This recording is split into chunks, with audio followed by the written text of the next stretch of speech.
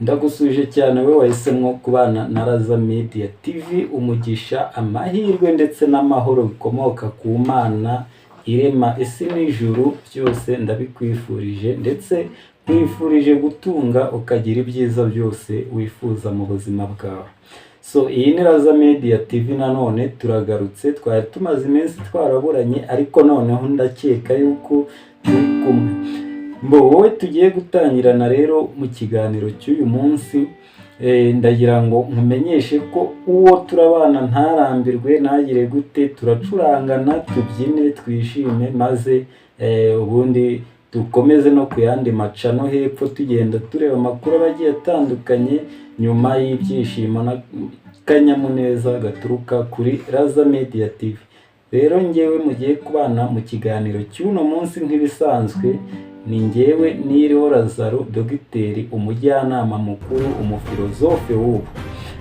Rero uko musanzwe cyangwa se dusanzwe tumenyeranye, mu kiganiro cyacu ibintu tugenda tuvugiramo ni ukugenda tuganira ku ngingo zigiye zitandukanye, cyane cyane twibanda ku bitekerezo byacu bwite, hanyuma tukazana n'ibitekerezo twumvanya abandi bitewe n'ingingo ziri muri gitekerezo, tukakiganiraho, tukajya inama, tukagenda duhana imirongo ku buryo ushobora kugira icyo wigiraho cyangwa unyigiraho, nanjye nkagira icyo nigira kuri icyo gitekerezo, cyane cyane ku bashaka nyine kumva ibitekerezo n'inama tugenda turagira hano kuri Raza Media TV.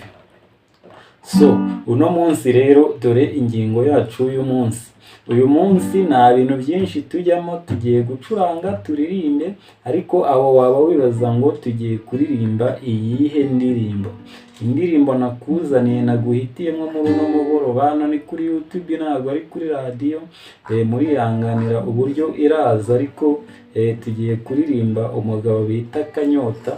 Iyi ni indirimbo nkeka kuramutse uyicuranze mu kabari bagutumiye mu gisope, ushobora kwirukanwa udahembwe bitewe n'inama cyangwa se n'amagambo aba bagabo baririmbye. Ni amagambo akomeye cyane baririmba ku mugabo witwa Kanyota. Nkeka ko yari n'inshuti yabo, ariko barebaga nyine uburyo abayeho, imibereho, uburyo yabaguriraga byeri bagasinda, kuko nta muntu wamenya yo wanywereye mutasangiye.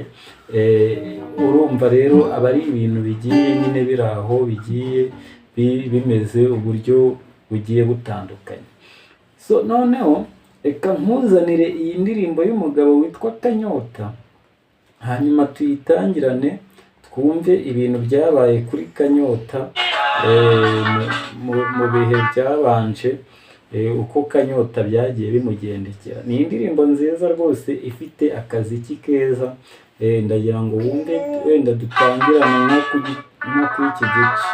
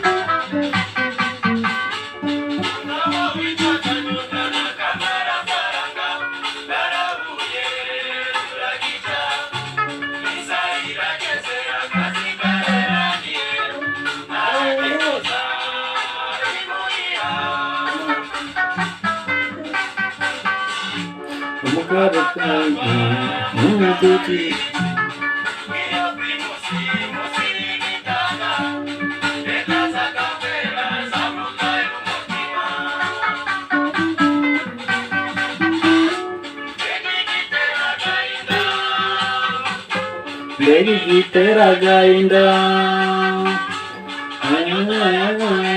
n'amafaranga 2,250 3,350.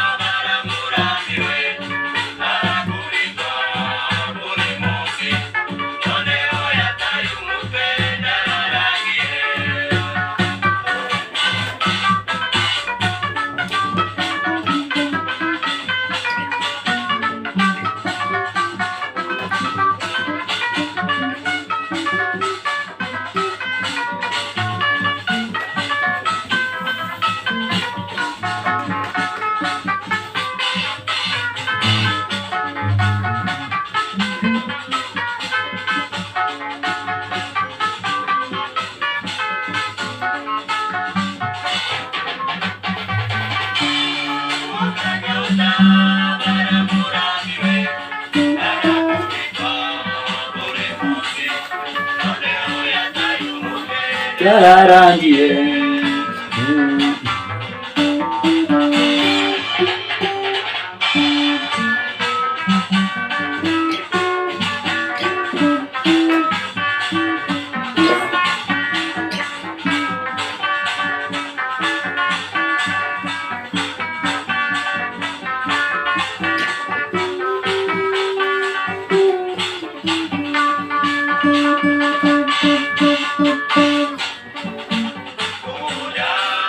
Ibibujijwe ariko kujya utabara, biteye agahinda yewe niswe.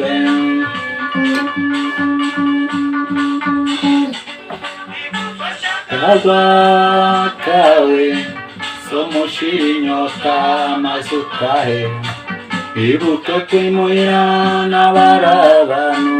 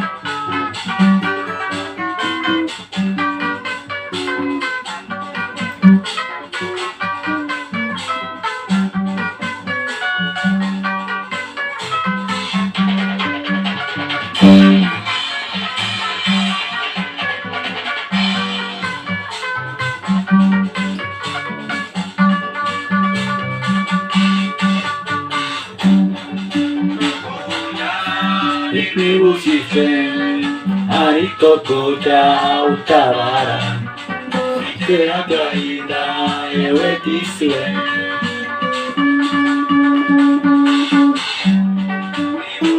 Kagwa kawe somushira inyota maze utahe, wibuke kwimuhira n'abari abantu.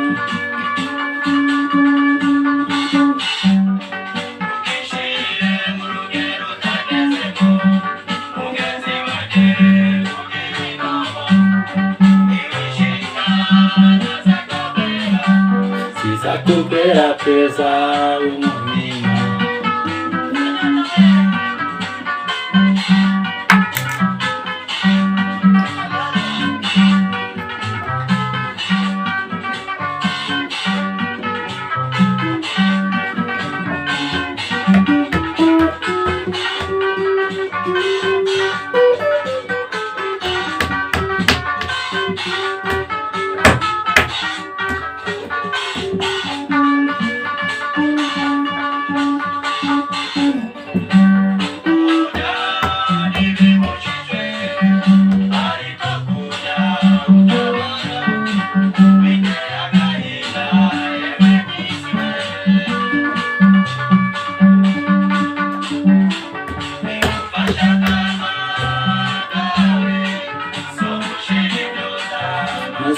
utahe utatimwira n'abarabana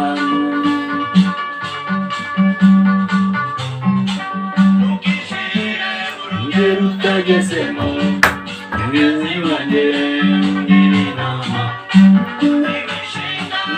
nazo kabera siza tubera pesa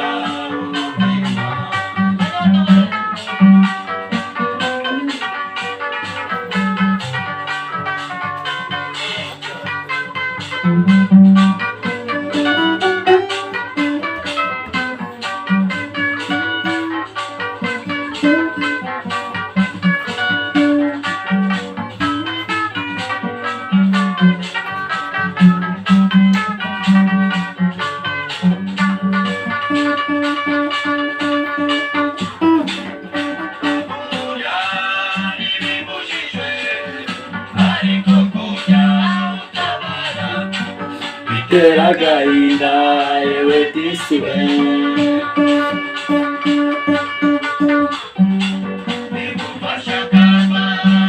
kawe so mushira inyota maze utahe n'abarabana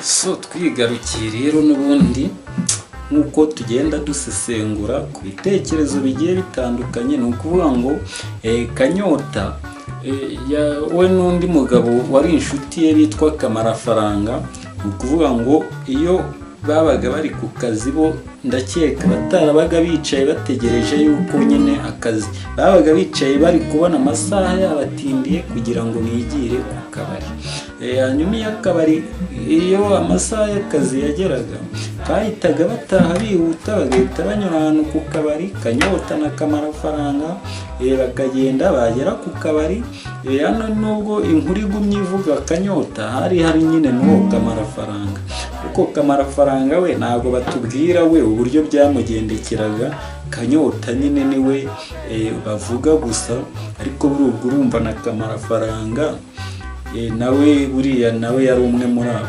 kuvuga ngo impara zijya kuririmba iyi ndirimbo ntekereza yuko nyine ngiye nk'umuntu w'umufilozofe wo muri iki gihe ni ukuvuga ngo Kamarafaranga yabaga ari kumwe na Kanyota hanyuma banyura ku kabari bakanywa bakishima bakajya muri za Kabwera ubundi iyo bavuze Kabwera baba bashatse kuvuga indaya nubwo nyine ariyo ubu ngubu ngo bitakivugwa ngo ni indaya ngo ni indangamirwa ariko simbona yuko nyine zakabaye ari indangamirwa ubundi iyo bavuze indangamirwa ni ukuvuga ngo ni umuntu uba witegerezwa cyane areberwaho ku buryo nyine bumwe cyangwa ubundi ni ukuvuga ngo ni indaya nyine mu buryo burambuye nta by'indangamirwa biba biri aho ngaho hanyuma Kanyota rero akagenda akanywa yahembwaga 2,500 ariko ukwezi ngo kwajyaga gushira Kanyota amaze kunywera 3,500 ubwo urumva babaga hiyongereyeho ideni ry'icyata hanyuma rero nubwo hano imana zaje zikaririmba Kanyota ubundi hano bavugaga ibiriho cyangwa se ibyo babonye cyangwa ibyo bumvanye abandi ariko ntekereza yuko ntabwo uriya Kanyota imana zaririmbaga si umuntu wari kure yabo yari umwe mu nshuti zabo barasangiraga akanywa ariko mu kunywa nyine bagenda bamuvaho kuba ngo nta muntu ushobora kumenya amafaranga wanywereye mutakoranye cyangwa se mutasangiye nta n'umuntu umenya umushahara wawe atari wo uguhemba cyangwa se mudakorana nyine ngo mube muziranyweho ko uwo mushahara ari wo uhembwa kuba ngo yarawunyweraga urumva rimwe na rimwe yarabaguriraga ari byo nyambabwira ni kugira inshuti ni byiza ariko no kutazigira nabyo ntacyo bitwaye kuko inshuti zawe ubundi abari nabo banzi bawe ni ukuvuga ngo barajyanaga bakanywa bamara kuyanywera yose bayamaze bo bagataha yabaguriye ibintu byose byagiye ku murongo bishimye, ariko banataha bagataha bamusebya ko akorera 2,500 akanayanywera. Ni ukuvuga ngo babaga nyine baziranye, ni ukuvuga ngo ibyo ngibyo tubigarukirije aho tukabishyira muri aka kanya turimo. Ndabizi hari abantu ubuzi, hari inshuti zawe ubuzi zibayeho nyine muri ubwo buzima, nk'uko nyine bagenda baririmba bagenda babigarukaho bavuga bati Kanyota rwose ati niwishinga za kabwera zizakubwera bwiza.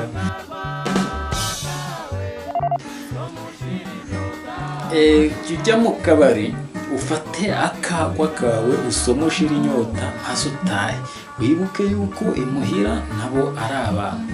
Kuvuga ngo niba ufite inshuti zigurire nyine, ariko umenye urugero ntarengwa, nabo banywere ku yabo kuko nabo barakora. Kugurira umuntu byera akayinywa ni byiza, ariko kumugurira byera akanywa agasinda ntabwo ari akantu keza. Burya uba ugomba nyine kugira urugero utarenza, cyangwa se urwo rugero ubasha kugezaho ukamenya ko urugejejeho ariko nta kindi kintu cyahungabanya.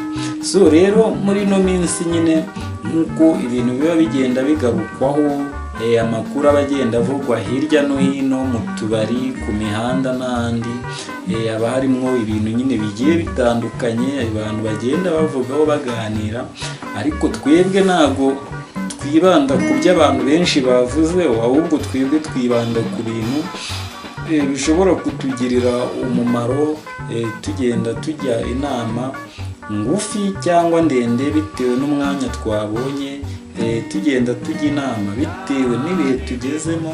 Ni ukuvuga ngo igitekerezo cy'uyu munsi nyine twagombaga kuganira kuri uyu Kanyota nubwo bamuririmbye, twasanze ko Kanyota njyewe nyine nk'umufilozofe w'ubu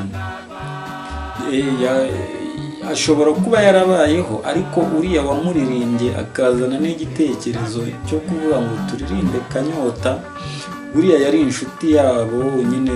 Ni ukuvuga ngo izo nshuti zawe mugendana nizo ziba zifite amakuru yawe, ni nazo zigenda zitanga amakuru yawe, ndetse nizo zimenya ibitagenda. Burya rero njyewe niba warahisemo kugenda ukurikirana Raza Media, njye nyine ushobora kukugira inama, cyangwa se nshobora kubagira inama muri rusange n'abicishije ku ruhande. Burya abantu dukunda kuvuga ibintu nk'ibi ngibi biba ari ukuri, cyane cyane kuri muri rubanda ntabwo dukunda kwemerwa, ariko burya abenshi babyemera nyuma nyine iyo babibonye cyangwa se byabageze. Rero mujye muhitamo neza, muhitemo inzira nziza umuntu aba akwiriye kunyura, muhitemo urugero rwiza mukwiriye gutanga ku bandi, ku buryo nyine nawe ugenda avuga ati ariko runaka ati buriya nawe byaraniyoberanye, yirwa gutya na gutya. Nyine ibyo bintu ukagerageza ko nyine nta muntu utavugwa, ushobora kuvugwa ariko ukagira urwego uvugwaho, uvugwe ariko bigere n'aho birangirira, kuko buryo wanze no kuvugwa yaheze mu nda ya nyina. Ariko kuvugwa nabi nabyo ni ishyano riba ryagwiriye Gashyantare. So mukomeze rero mugire ibihe byiza, mubane na Raza Media TV. Kuri mwe muba muyigezeho ari ubwa mbere, mba mbashishikariza kugenda mukora subscribe, ndetse mugenda mushishikariza munasharinga ku bandi, muduha n'ibitekerezo bishyashya. Ubaye hari n'ikiganiro cyangwa se igitekerezo wumva watugezaho, nabwo wakitugezaho uciye muri comment, cyangwa se ukatwandikira kuri nimero tuba twagusigiye kuri screen yawe. N'abandi neza, ndetse ugire ibihe byuzuyemo ibyiza byose wifuza, nk'uko ngenda nkomeza mbibifuriza, ndetse nanabibasabira Imana ngo ibibahe, kuko ibyiza tuzabibonera mu isi, iby'ijuru nabyo bizaba ari ibyo mu ijuru nyine, nabyo kubazarijyamo nabyo muzabiboneho. So ibihe byiza rero, tuzahure ubutaha mu kiganiro cyacu gitaha. Karagaciyeho yari umubanyi wanyu Lazaro, umujyanama mukuru akaba umusirozofe wo muri ibi bihe bigezweho ubu ngubu.